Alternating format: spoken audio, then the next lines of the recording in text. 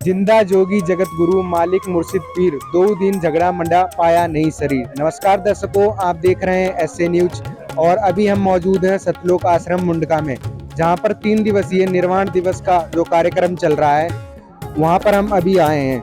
तो आप मेरे पीछे देख सकते हैं, काफी ज्यादा संख्या में यहाँ पर लोग एकत्रित हुए हैं और यहाँ पर मेरे साइड में है एक प्रदर्शनी स्थल है जहाँ पर जो ये पूरा निर्वाण दिवस है इसके बारे में बताया गया है कि ये निर्वाण दिवस क्यों मनाया जाता है, कबीर साहब जी ने क्या लीला की थी, उसके विषय में बताया गया है। तो हम इस प्रदर्शनी स्थल के अंदर चलेंगे और जानेंगे, इनसे बातचीत करेंगे जो अंदर व्यक्ति मौजूद है। कैमरामैन वीडियो अंदर लेके चलेंगे कैमरे को और दिखाते हैं। काफी अच्छी सजावट की हुई है, अंदर काफी ज्यादा संख्या में व्यक्ति मौजूद हैं। आप देख सकते हैं काफी भीड़ लगी हुई है यहाँ पर। अब हम प्रदर्शनी स्थल के अंदर प्रवेश कर चुके हैं, जहाँ पर आप देख सकते हैं बहुत ज्यादा भीड़ है और हमारे साइड में कुछ महिलाएं श्रद्धालु खड़ी हैं जिनके गले में एक कार्ड है जिस पर लिखा है गाइड सेवादार। तो इनसे बात करते हैं। आपका क्या नाम है? जी, ज्योति नाम है मेरा। आपने ये जो कार्ड पहन रखा है गाइड सेवादार का, इसका मतलब क्या है? देखिए, यहाँ पे जितने भी सेवादार है ना, पहली बात तो वो किसी मतलब कमेटी या प्रेशर में नहीं है, स्वयं सेवी है। और ये सब कुछ हमारे संत रामपाल जी का आदेश था कि हमें इस तरीके से एक प्रदर्शनी लगानी है जिसके थ्रू हम बता सके लोगों को कि जो आज का दिन ये शुरू है, आज का दिन क्यों महत्वपूर्ण है। और उसी के लिए हम लोगों को ये हमने डिज़ाइन की है गाइड सेवादार, ताकि हम गाइड कर सके। जैसे आप देख पा रहे होंगे पूरे स्थल में प्रदर्शनी और डिफरेंट फ्लैग्स लगे हुए हैं। तो इन फ्लैग्स का देखने से क्या मतलब है और इनके पीछे की जो स्टोरी है, कि इनके पीछे का जो रहस्य है वो क्या है, वो हम आप लोगों को गाइड कर सके। दैट्स व्हाई ये गाइड सेवादार हम लोग हैं। तो हमारी टीम भी आपसे कुछ जानना चाहेगी, हमें भी थोड़ा गाइड करके बताएं ताकि हम अपने दर्शकों को दिखा सकें। जी बिल्कुल, मेरे शुभ कर्म है कि मैं आपको बता सकूं इस जो भी हम आज ऑर्गेनाइज कर रहे हैं ये इवेंट, उसके बारे में। आप आइए मेरे साथ, मैं दिखाती हूँ आपको जो पहली प्रदर्शनी हम लोगों ने लगाई है। आप जो ये देख पा रहे हैं इसमें आपको विजुअल है कि एक ऋषि बैठे हैं। ये अष्टानंद नाम के ऋषि थे जो काशी से बिलोंग करते हैं। और ये हमारे वेदों में भी प्रमाण है कि जो परमात्मा, पूर्ण परमात्मा आता है वो किसी माता के गर्भ से नहीं आता है, वो सह शरीर आता है और सह शरीर ही जाता है। ऋग्वेद मंडल नंबर 1, मंडल नंबर 9 और मंडल नंबर 10 उस पूर्ण परमात्मा की महिमा बताते हैं कि कैसे वो आता है, किन भक्तों को प्राप्त होता है और मतलब कैसे कैसे उसकी पालन पोषण की लीलाएं होती है। तो ये जो आप प्रदर्शनी देख रहे हो इसका पर्पस यही है कि कैसे वो मालिक अवतरण हुए इस कलयुग में, सह शरीर कैसे आए। आप देखेंगे कि मैं आपको प्रूफ भी दिखाऊंगी आगे। हमारे वेदों में लिखा है कि वो परमात्मा सह शरीर आते हैं, कमल के फूल पे आते हैं। लेकिन हमने पुस्तकें पढ़ी हैं, पाठ्य पुस्तकों में हमने तो कभी जाना नहीं ऐसे कि जीवनी में, कबीर साहब जी की जीवनी में लिखा हो कि वो प्रकट हुए थे, कमल के फूल पे उनका जन्म हुआ था। जी बिल्कुल, मैं एग्री करती हूँ। ये हमारा दुर्भाग्य है कि हमें जो हमारी टेक्स्ट बुक्स है उसमें यही पढ़ाया गया कि कबीर जी एक विधवा ब्राह्मणी के गर्भ से उन्होंने जन्म लिया था। लेकिन अगर आप थोड़ी सी रिसर्च करेंगे कबीर जी के बारे में, आप उनका जो जहाँ पे वो अवतरण हुए थे, काशी शहर माना जाता है उनका अवतरण का शहर, आप वहाँ जाके थोड़ी सी रिसर्च कीजिएगा। उनका एक ग्रंथ भी है कबीर बीजक नाम से, आप उसको पढ़िएगा। जो जितने भी वेद हैं जिस तरफ वो इशारा करते हैं कि वो परमात्मा आता है, वो सह शरीर आता है, उसमें नाम लिखा है। हमारे वेदों में लिखा है कबीर नाम से, कुरान शरीफ में लिखा है कबीरन नाम से। और कहते हैं कि मालिक ने ग्रंथ साहिब में तो इतनी रजा कर रखी कि उन्होंने पूरा लिख रखा है कि धानक रूप रहा करता है। पर लिखा है कमल के फूल पर नवजात शिशु रूप में विराजमान परमेश्वर। कबीर साहब जी की तरफ इशारा करके नीरू जी को बच्चा उठाने के लिए कहती हुई नीमा जी। तो ये नीरू नीमा जी कौन थी? देखिए, ये नीरू नीमा जी एक हमारे पिछले जो युग था उसमें हमारे सुपच सुदर्शन नाम के ऋषि थे, उनके माता पिता थे। और उस टाइम सुपच सुदर्शन जी ने कबीर जी से वचन लिया था कि आप मुझे वचन दीजिए कि मेरे माँ बाप को भी आप पार करेंगे। तो उस वचन के फलस्वरूप, वरना ऐसा भी हो सकता था कि कबीर जी किसी और को भी प्राप्त हो, लेकिन सिर्फ उस वचन के फलस्वरूप कबीर जी नीरू नीमा जी को मिले थे। ये इनको बच्चा नहीं था, लगभग 80 साल। ये जो कमल के फूल पर मतलब इतना फूल तो एक नाजुक चीज होती है, उसमें कोई बच्चा कैसे ठहर सकता है? बिल्कुल, ये देखिए जहाँ से साइंस खत्म होती है वहाँ से हमारी जो भक्ति की जो भी चीजें हैं वो शुरू होती है। कहते साइंस का जहाँ आखिरी पड़ाव है वहाँ भक्ति शुरू होती है और ये सब कुछ पॉसिबल है। भगवान चाहे तो क्या नहीं कर सकता। भगवान चाहे तो कहते हैं कि एक सुई की नोक से हाथी को निकाल सकता है।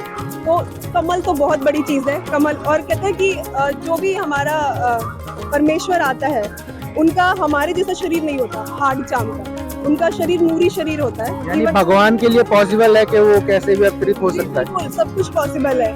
आप ये देखिए भगवान, हम सिर्फ मैं कबीर जी को इसमें नहीं रखूंगी, मैं ये कहूँगी कि पूर्ण परमात्मा जो चाहे वो कर दे। सिर्फ इस प्रदर्शनी में नहीं, इस प्रदर्शनी के बाहर भी और जगत में भी वो परमेश्वर ही है। इसके बारे में थोड़ा मैं वर्णन आपको करें। थोड़ा सा ब्रीफ करना चाहूंगी इसके बारे में। एक वाणी भी है कभी संत रामपाल जी की जो ग्रंथ से ली गई है हम लोगों ने, कि मुख गोद लिया मुख चूम कर हेम रूप झलकन और जगर मगर काया करे जैसे जम के पदम अनंत।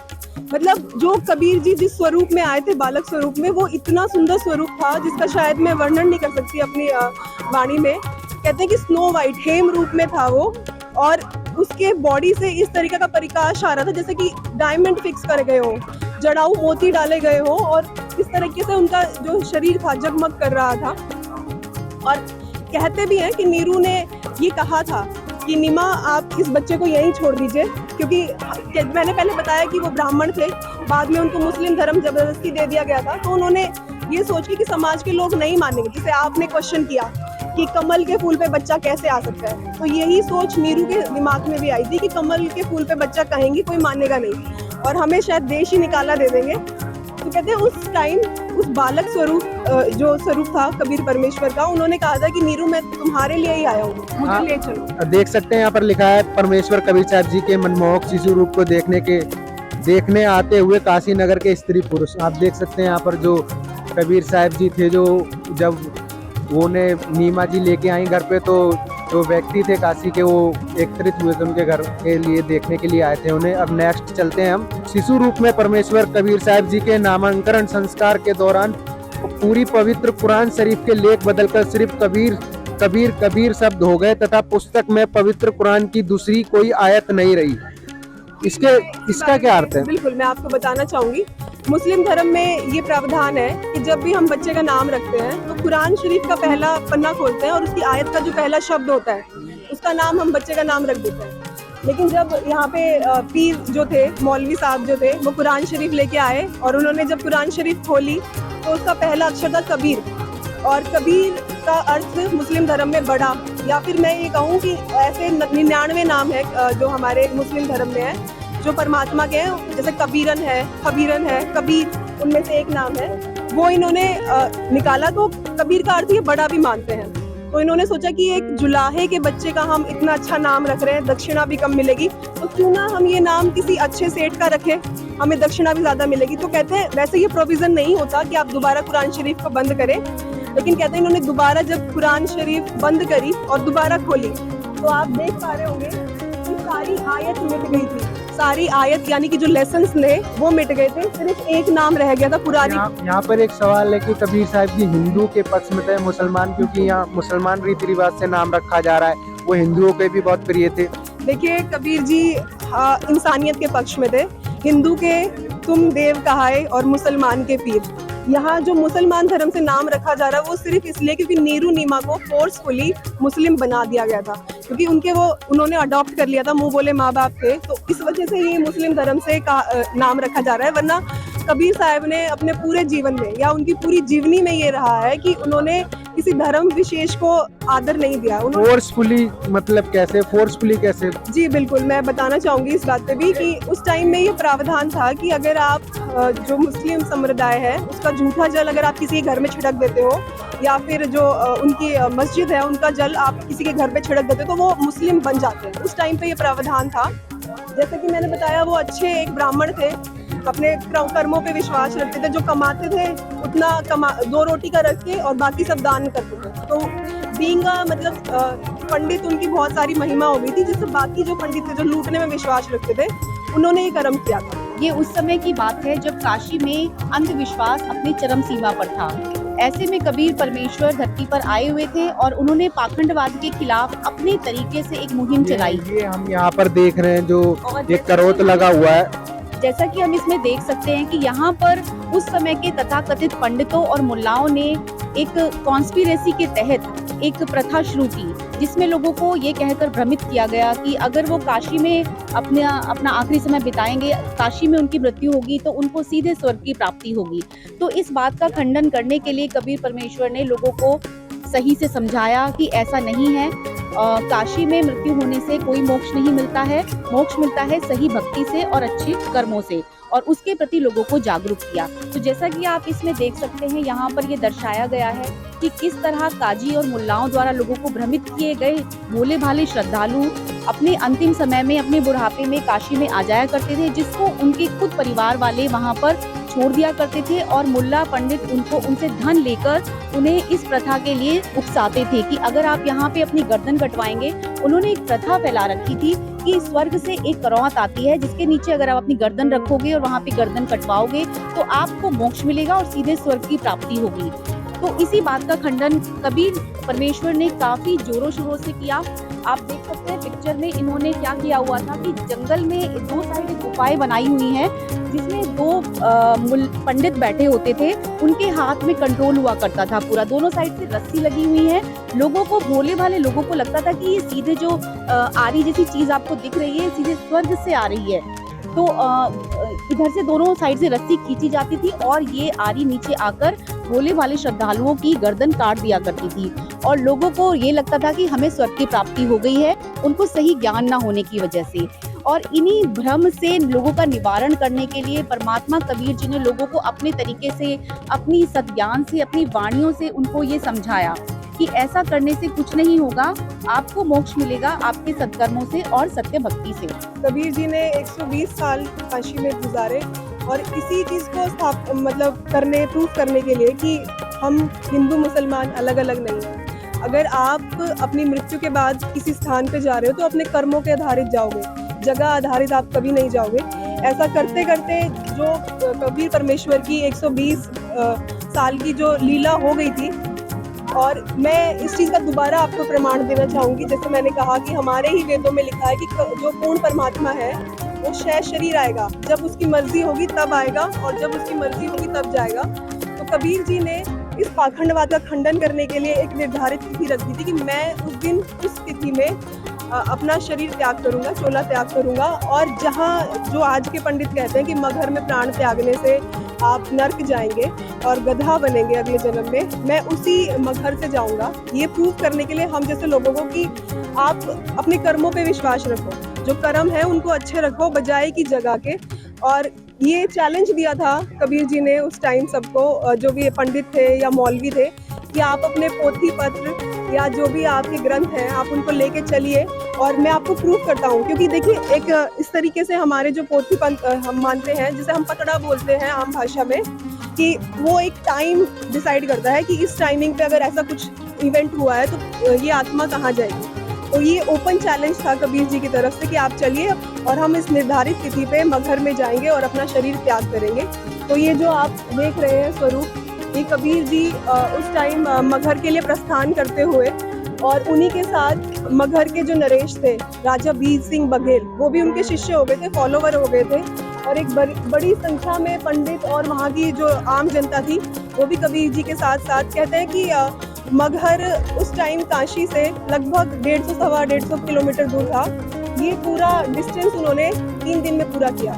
एक लीला जो उनके शरीर की थी 120 साल की, उस अवस्था में उन्होंने 3 दिन का ये समय पूरा किया। तीसरे दिन मगहर पहुंचे और इन बिटवीन रास्ते में जो भी चीज़ें, जो भी स्टेट या फिर जो भी जगह आती गई, वहाँ से लोग उनके साथ बढ़ते रहे। उनको लगा कि अरे, जैसे आज भी आप देखते होंगे कि अगर कुछ इस तरह से चैलेंज किया जाता है तो लोग बहुत एक्साइट हो जाते हैं। तो उस टाइमिंग पे भी जो जनता थी वो कबीर जी के साथ बढ़ती गई, और हम लास्ट आप ये जो चित्र देख पा रहे होंगे कि कबीर जी मगहर पहुँचे हैं।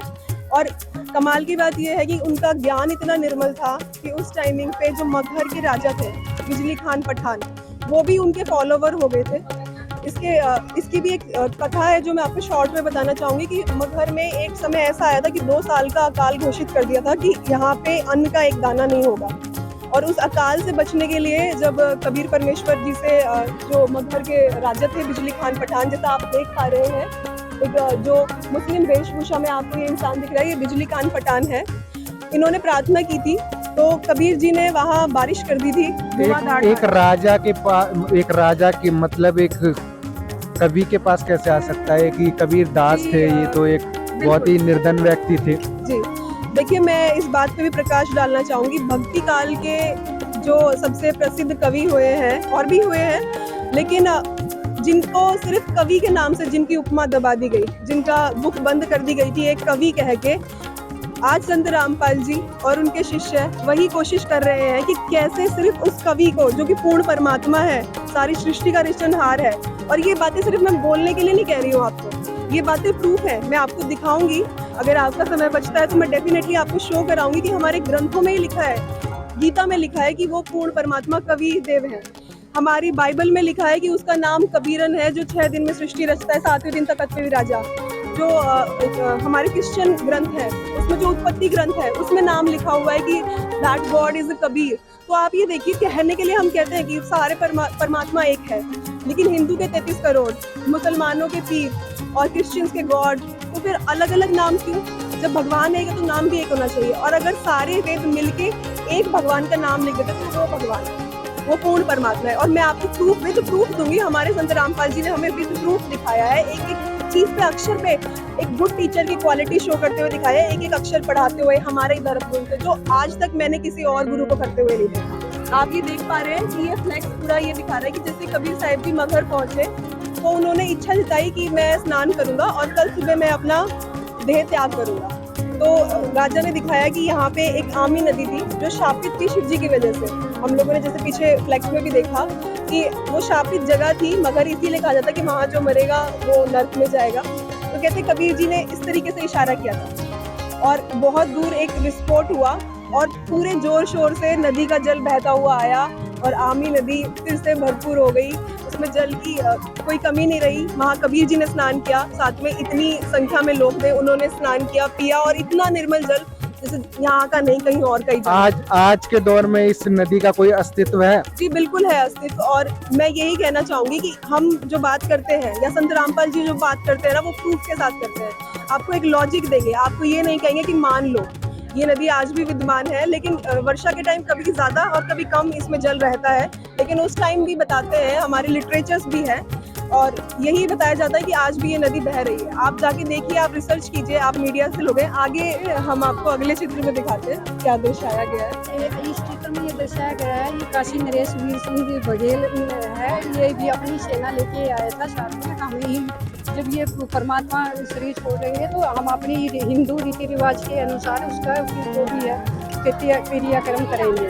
और ये है मगहर के बादशाह वो बिजली खां पठान, ये मुसलमान है, ये भी इनके शिष्य हो चुके थे, ये दोनों बादशाह इनके शिष्य थे। तो ये आप अपनी रीति रिवाज के अनुसार अंतिम संस्कार करने के लिए मतलब अपनी सेना लेके आए थे। कि यहाँ भविष्यवाणी की थी कि यहाँ पर एक ग्रह युद्ध होने वाला है, वो परमात्मा ने अपनी इस लीला से टाला था। ये उन्होंने फिर कबीर परमात्मा ने इनसे पूछा तो दोनों ने गर्दन में, अगर तुम सेना कैसे लाए हो, तो इन्होंने गर्दन से नीचे कर ली। दोनों बादशाहों ने, दोनों राजाओं ने गर्दन नीचे करने के बाद जो इनके साथ सैनिक आए थे उन्होंने बताया कि हम ऐसे ऐसे आपकी अंतिम संस्कार हिंदू रीति रिवाज से करेंगे, हम मुसलमानी रीति रिवाज से करेंगे। ये इससे तो परमात्मा ने ये बोला कि मैंने 120 वर्ष तक क्या यही शिक्षा दी है, अभी तक तुम आपस में लड़ रहे हो, हाँ, तुम सब एक पिता की संतान हो, तुम सब बहन भाई हो, और लड़ना नहीं है। ये ग्रह युद्ध यहाँ पे टाला था। आपके कहने का मतलब है जो हिंदू और मुस्लिम दो राजा थे, वो दोनों अपने अपने रीति रिवाज से अंतिम संस्कार करना चाहते थे।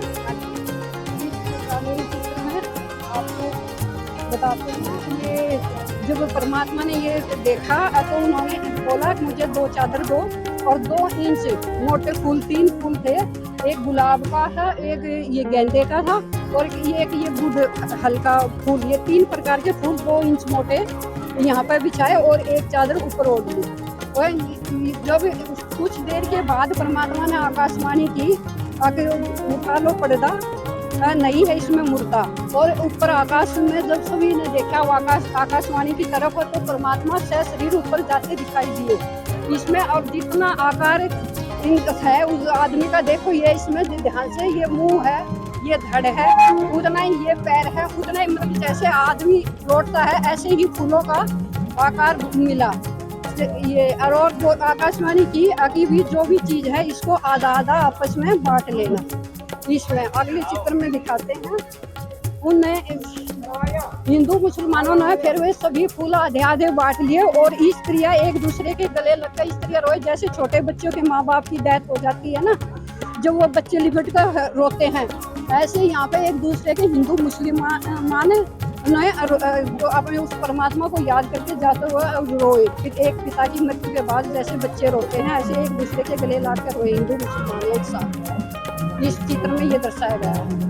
तो कबीर साहब जी थे वो हिंदू मुस्लिम दोनों के थे? कबीर साहब एक हिंदू मुस्लिम दोनों के थे, वे सबके परम पिता है। जो सारी सृष्टि के रचनहार वही है जिसने 6 दिन में सृष्टि रची, 7वें दिन तक पर जा विराजे। ये हमारे चारों धर्मों के सदग्रंथों में प्रमाण है इस चीज का। इस चीज का कोई प्रमाण है कि ये जो भी बता रही हैं फूल मिले थे उनके मृत शरीर के स्थान पर, कोई यादगार बनाई हो, कुछ बनाया हो? ये यादगार यहाँ पे दिखाते हैं, ये अगले चित्र में है ये यादगार।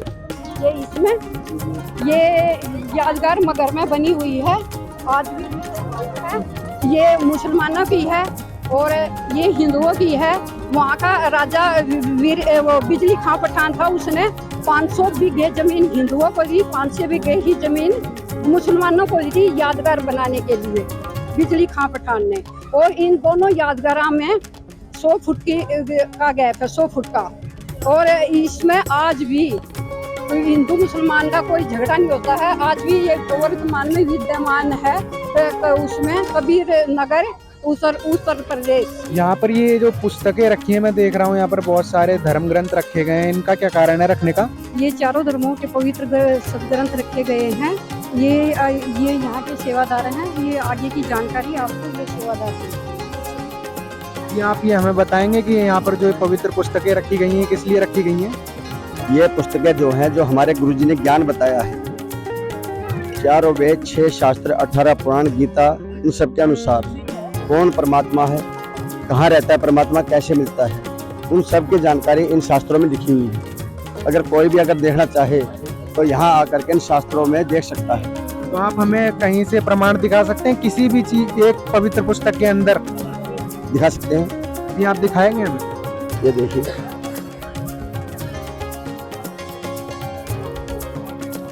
यक अरज गुप्तम एशितो दर गौन कुन करतार हक्का कबीर करीम तू बे ऐप परवर निगार। वो कबीर परमात्मा है, यही हमारे गुरुजी सिद्ध करते हैं। ये किस पुस्तक में लिखा है? ये गुरु ग्रंथ साहिब की साँचियाँ हैं, ये साँची में लिखा है। ये मेरे गुरुजी द्वारा जो ज्ञान दिया गया है, मेरे गुरुजी ने सभी शास्त्रों में प्रमाणित करके दिखाया है कि वास्तव में परमात्मा कौन है। अगर किसी को भी इसके लिए जानकारी चाहिए तो इन शास्त्रों को वो आकर के देख सकते हैं, ये जानकारी ले सकते हैं। ये पुस्तकें जो है ये मेरे गुरुजी के द्वारा बनाई हुई हैं। इनमें मेरे गुरुजियों ने बाकायदा प्रमाणित किया है कि किस शास्त्र में किस पेज पर कहाँ क्या लिखा हुआ है। गहरी नजर गीता में, ज्ञान गंगा, मुक्ति बोध, जीने की राह, कबीर परमेश्वर, ज्ञान गंगा, ये सभी पुस्तकें मेरे गुरुजियों के द्वारा लिखी हुई हैं। आप यहाँ देख सकते हैं, यहाँ पर बहुत ज्यादा संख्या में जो व्यक्ति आए हुए हैं और देख रहे हैं, कबीर साहब जी की लीलाओं को जान रहे हैं, फ्लैक्सों के माध्यम से जान रहे हैं। जो यहाँ जो अभी हमें सेवादार मिले थे, गाइड सेवादार, वो गाइड कर रहे हैं। अभी आपने देखा कि जो कबीर साहब जी की लीला थी, जो निर्वाण दिवस था, उसके बारे में अभी हमने आपको पूरी जानकारी दी फ्लैक्सों के माध्यम से। यहाँ जो संत रामपाल जी के शिष्य थे उनके माध्यम से पूरा आपको बताया। तो आपको क्या लगता है कबीर साहब जी के बारे में? हमें जरूर कमेंट करके बताएं। कबीर साहब जी के बारे में हमें कमेंट करके बताएं, और यहाँ जो आपने देखा, यहाँ को क्या अच्छा लगा उसके बारे में भी बताएं।